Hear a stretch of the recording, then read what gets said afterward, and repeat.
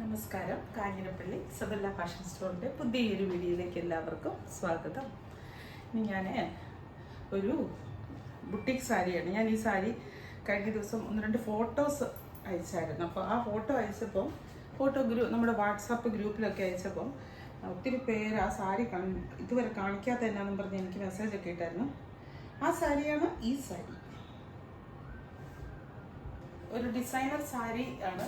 Category നമ്മുടെ മൽമൽ ആണ്, അല്ലെങ്കിൽ ഹാൻഡ്ലൂം ഒക്കെ ഉള്ള ഒരു സ്റ്റഫാണ്. നല്ല രസമാണ് കാണാൻ. ഞാനിത് ഒരു ഫോട്ടോ കാണിക്കാം. ഒരെണ്ണം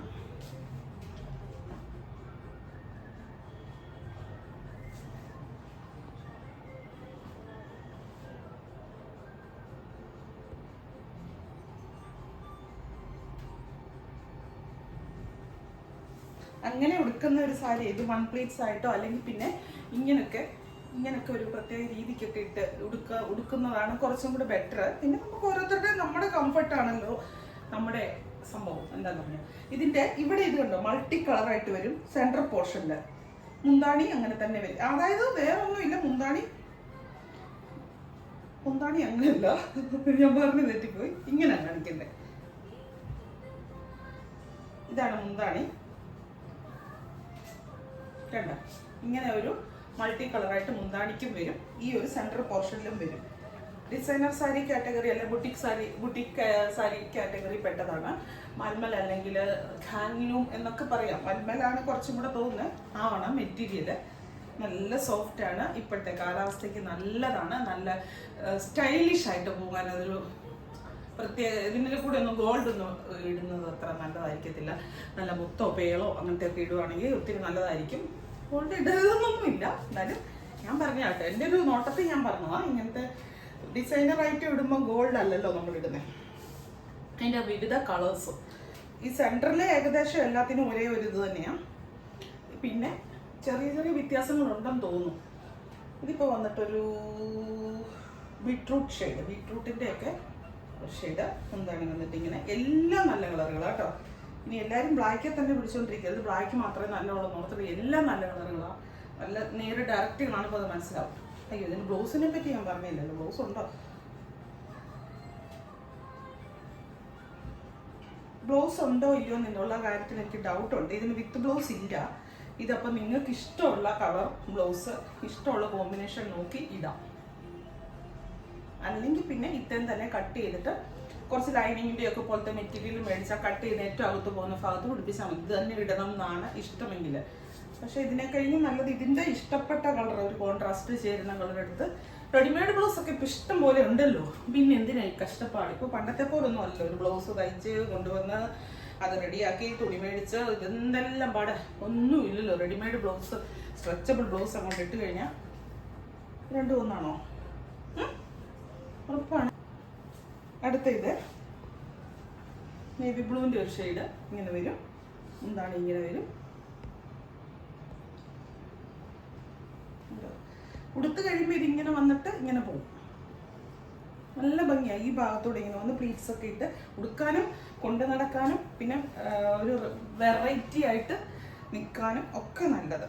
ചുമ്മാ വെള്ള പേളുമാല ഇട്ടാൽ പോലും ഭയങ്കര ഭംഗിയാണ്. വെള്ള എന്ന് പറയുമ്പോൾ ഇത്ര ഇല്ലെന്ന് പറഞ്ഞാൽ പോലും ഈ മൾട്ടി കളർ ആയതുകൊണ്ട് നല്ല ഭംഗിയാണ്. മെറൂണോ ഡാർക്ക് മെറൂണോ ഒക്കെ ഇട്ടാലും നല്ല ഭംഗിയാണ്.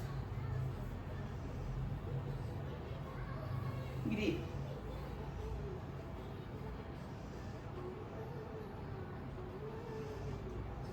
ഈ ടൈപ്പ് സാരി ഇത്രയേ ഉള്ളൂ. ഇനി ഒരു മോഡൽ സാരി കൂടെ കാണിക്കാവേ. ഞാൻ ശരിക്കും പറഞ്ഞാൽ ഈ സാരി ഇപ്പോൾ കാണിക്കാനിരുന്നതല്ല. മറ്റേ സാരിയുടെ ഒത്തിരി എണ്ണം ഉണ്ടെന്ന് അങ്ങനെ എന്തോ ഒരു ഇതായിപ്പോയി എനിക്ക്. അത് മാത്രം കാണിക്കാനിരുന്നു.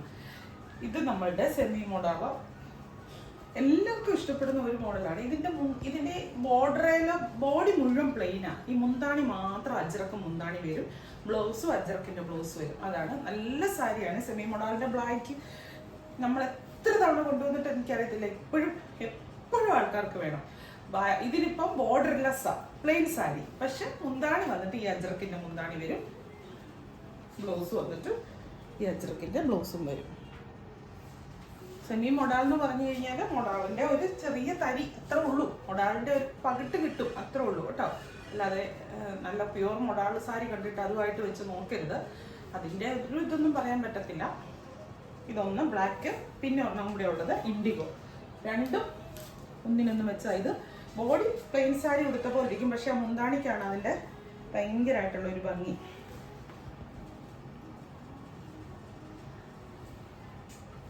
കേട്ടോ, മുന്താണി വരുമ്പോൾ ഇങ്ങനെ വരും. ഇൻഡിഗോയുടെ ഒരു ഷെയ്ഡ്.